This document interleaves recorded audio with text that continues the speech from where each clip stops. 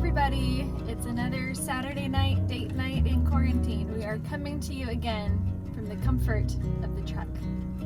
And tonight we wanted to talk a little bit about marriage relationships, and we have a little tie into Mother's Day since tomorrow's the big day.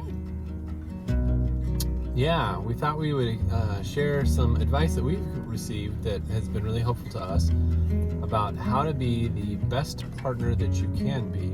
If your experience of dating and getting married was anything like ours, we found that dating was amazing. You know, of course, we got engaged, and that was a ton of fun. And sure, we had little spats here and there, but for the most part, we just got along great. And then, of course, you get married, have your honeymoon. And I know some people say that the first year of marriage is really hard, and for us, it was really it was wonderful. And at the end of the year, we thought, wow, if that's the hardest as it gets, we've got it made. Well, for us, what we found is that it got much harder. You have kids that come along. And you have life that throws hard things at you too. Yeah, and so things get really hard. And it's still wonderful, though. But one of the aspects of marriage that we found very interesting is, what do you do when the other one is doing something that's really irresponsible? Now, we've all done this. I've had a few times where I've bought a new video game and I would start staying up till like 3 or 4 a.m. Still have to go to work the next day, and I was dead tired. And of course, I'm doing something that's kind of pretty irresponsible, putting my job at risk. Clearly I wasn't my best self the next day. I would be grumpier and harder to get along with. So in that case, what does Jen do about that? And on the other hand, I've had times where I have gotten really excited about decorating the house or some sort of big project and wanting to go spend a lot of money on something that I'm really excited about. Sometimes that's caused a little bit of tension. What's hard is everybody needs some time where they're able to just have fun. We all need that, and you need fun in marriage. Sometimes you have times where you need to be responsible.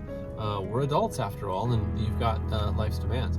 And so how do you get this balance between being responsible but also having fun? So some of these times of tensions, what we found is sometimes our relationship, it almost felt like one of us was having to kind of parent the other, to be the responsible one, and start getting into like nagging, reminding, maybe being too critical. And of course, neither of us enjoyed that. The one didn't enjoy having to nag and remind and criticize and do all that, and the other one didn't enjoy being nagged and reminded and criticized and all those things. And so at one point we heard this advice that you should treat each other as if you are boyfriend and girlfriend. And I thought, well, that's interesting. And as we thought about that and started applying that, we've loved it, because even though this isn't true for all boyfriend and girlfriends, but having that mindset, you often get that balance of helping that person be their best self. And so there might be some nagging and reminding, but there's also some forgiveness and some understanding. You're also going to make sure that you have fun and that you have romance and that you're doing those little things to impress each other or to make sure that they feel loved and remembered and cared about. For us, tended to kind of fade away as life continued and got complicated, and life's demands just kind of get heavy sometimes, and we kind of forgot about the fun.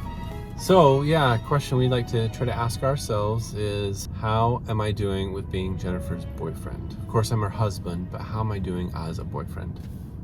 Pretty great.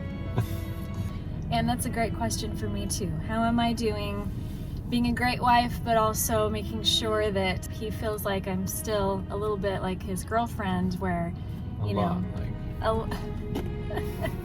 Yeah, and so some of the things that we love to do, to making sure we're going on regular date nights, is really important. Jen got a whiteboard and put it in the bathroom, and we'd write little notes to each other. She'd write something on it and put it on my side of the bathroom, and I would erase it and put a new one and put it on her side of the bathroom, and that's been something fun that we've done. Trying to go on little couple getaways. So from what we've learned from our own marriage, if you're in a marriage or a partnership and you feel like you have become more of the parent or you become more of the child, maybe think about, how do you become the boyfriend or the girlfriend, and maybe that'll help your marriage out just like it has ours. given that it's Mother's Day, I would really challenge all of you guys out there to think, how can you become the best boyfriend for your wife? Hope you guys enjoyed this little tip. Of course, we've been doing a video every day for almost a month now. Go check them out. We've had a lot of really fun ones and little tips for having a little more family fun, other marriage tips, parenting tips. And if you think this is a great message that might help other people, feel free to like, subscribe, share the video. It really helps a lot to help people see the message that might need it.